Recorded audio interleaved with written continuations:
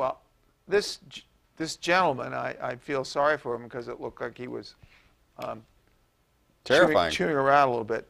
But who in their right mind would sit on the entrance to a cage when there's a bear on the other side of it? Completely open. Completely open.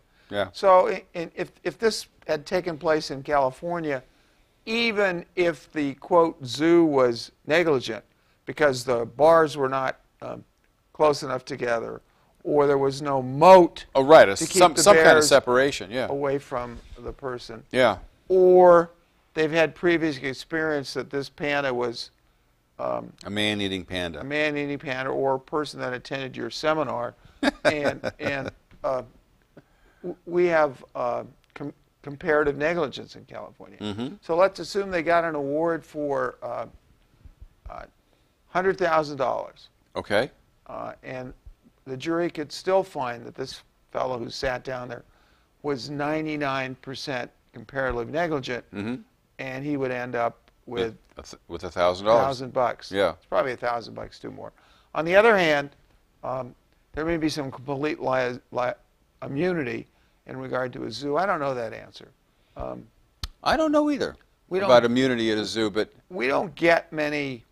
Well, you remember in San Francisco there was that kid who was some kids who were taunting a tiger, and the tiger ended up mauling one of them. Fell into the cage. I think was dragged into the cage, and he ended up being mauled. Well, what about the situation I mean, it's a very unfortunate accident right off the coast of Malibu here a few weeks ago, where one fellow is surfing, the other one's boogie boarding. Oh, not Malibu, Santa Barbara. Santa Barbara. Yeah, you're right. yeah, a little just farther north north of Santa Barbara, in front of the military base, and a large, probably a great white shark, killed him. Sure did. Who's liable for that? Is that any different than the panda bear situation? Well, yeah, because I could see a lot of differences. And the beach is not posted. No sharks, no swimming. Right. I think that whatever happens in a public beach, there's not going to be liability for the government that maintains the beach. How about if there's statutory immunity? But how about a public zoo? Same kind of situation. There the animals are there. When you go into the ocean, a lot of different bad things can happen. A lot of sewage usually. Well, I'll tell you what, a lot of bacteria in that sewage and a lot of disease as a result. A lot of bad things can happen, and I think that when somebody goes into the water, they are assuming the risk of just about any of those things that can happen, including being attacked by an animal. I mean, that's something that can happen. But I don't see how someone can go to a zoo and expect to be mauled by a panda bear, on the one hand. On the other hand, that cage, if I'm designing a cage and I'm trying to maintain some separation of liability to make sure that the zoo isn't liable, that nobody's hurt as a result of their being in the zoo, I would have some kind of separation between the public and the animals, other than just simple bars on a cage. Well, so you're telling me like the red curb, if they had painted the place that he sat red and put no sitting, that would be enough? They could solve it by just putting a line in front of a white line. Don't cross this line? Like they used to do in the topless bars where you had to be 6 feet away from the nearest patron. Interesting. For me, I assume that somebody's going to cross that line. I assume somebody's going to sit on that red curb. You see cars parked on the red curb. You see people walking over the line. I would make it a more physical separation. I would put bars over here, and I would put bars over there, and then people and animals can't mix. Well, then what do we do with the situation here in California with the wild, crazy pit bulls that we have running loose in the streets? And dachshunds. Well, the dachshund's a different situation. No, they're longer. It's a longer story. They're ankle dogs. They only bite you in the ankle. But the pit bull situation's always interested me. We have people bringing pit bulls home, picking them up at shelters or giveaway places or the pound, doing a meritorious act saving the animal. They bring them home. They put them in bed with their 3 grandkids. The mother wakes up in the middle of the night, and the dog is eating one of the kids. Isn't that the same situation? No, I think it's completely What's the different. difference? I think it's a completely different situation. Now you've moved that into a private home, and I think that an animal owner, a private animal owner, is going to be responsible for the acts of the privately owned animal. Well, I guess to solve that problem, we just ban the pit bull in California. You wouldn't have Well, a all problem. dogs. You can't. No, I would German say, Shepherds, Rottweilers, I think any big dog. I don't think we have to ban anything totally. We start out with the pit bulls because they are dangerous. They create problems. I don't think they're any more dangerous than any other dog. Oh, sure. It depends on their training. It depends on their training. It's not a breed issue. It's a training issue. Yeah, but you don't know where the quote, the trainer came from and what happened when you buy. Same thing with a Rottweiler. That's a big dog. Well, so or an Anatolian Shepherd. You ever see one of those guys? Well, It's I like understand this. what you're doing, but you can attack this any way you want. I'll just start with one dog at a time and see how that works. So I say Dachshunds. heretofore, there are no more pit bulls allowed in California.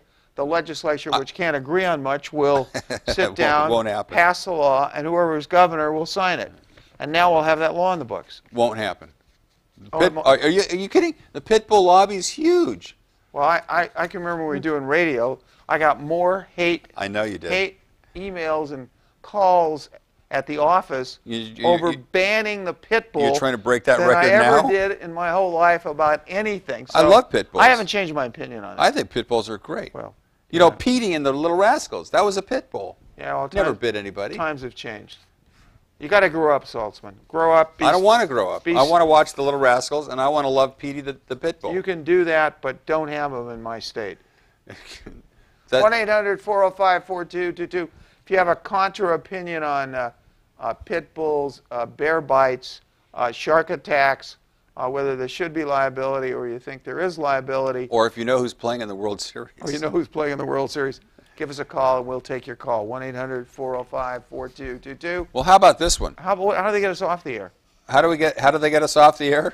They pull the plug on the monitor, and then we're off the air. Reach us off the air. If somebody wants to call us off the air after hours, call after 5 o'clock every day of the week, 24 hours a day, except when we're on live. Call 1-800-405-4222. It doesn't matter what time of day it is. It's still a toll-free number, 1-800-405-4222. And if you call in the middle of the night, leave your name and telephone number, and an attorney will get back to you as soon as we can. So let me ask you this question. Yes. Is Lindsay Lohan really broke? Is she broke? Yeah. I have no idea, but I can tell you next time she makes a movie, she won't be broke anymore. Well, according to what I've been reading, she can't afford rehab, and she's looking for a sponsor. Well, that's nice. And she's looking for $50,000. So if all of you out there want to contribute to the Lindsay Lohan fund so that she can get rehabbed again, yeah. and I don't know how many times this has It'd be been. less expensive just to go to jail. And you want to send your money, you can send it to Ralph Saltzman. Don't do it. Don't do it. Care of City TV. Don't do it. And we'll make sure that it gets to Lindsay Don't Lohan. do it. Send it to Lindsay directly. So that's Ralph Saltzman, care of City TV here in Santa Monica, California. And you can make your check out to Lindsay Lohan, and we'll make sure that we deliver it personally to her. And speaking of which, in Miami, if we can cover, we cover the world, right? This is from the Daily Breeze, but it's concerning Miami. Michael Ireland of Florida was just awarded $650,000 for injuries suffered during are you ready? Are you ready? During a lap dance. Apparently, the lap dancer injured his eye socket and broke several facial bones with her high heel. I don't even want to think about what that lap dance looked like, but Michael was very upset, very injured, and was just awarded. He was just awarded $650,000. Well, he sees double now, and I don't know if that's beneficial or not in a lap dance. That's the same state that doesn't allow anybody to touch O.J. Simpson's house or his pension because they don't have any laws against that. So, although O.J.'s in prison in Nevada, yeah. I suspect he's still got the house. He just lost his appeal. He's going to stay in jail, maybe for the rest of his life. Well, 1-800-405-4222. Let's go on a break. We're going to go on a break. We're going to come back. We're going to be answering your legal questions. City TV Channel 16 in Santa Monica, LA 36 in LA, and we'll see you just in a moment. Stay tuned for more Legal Help Live.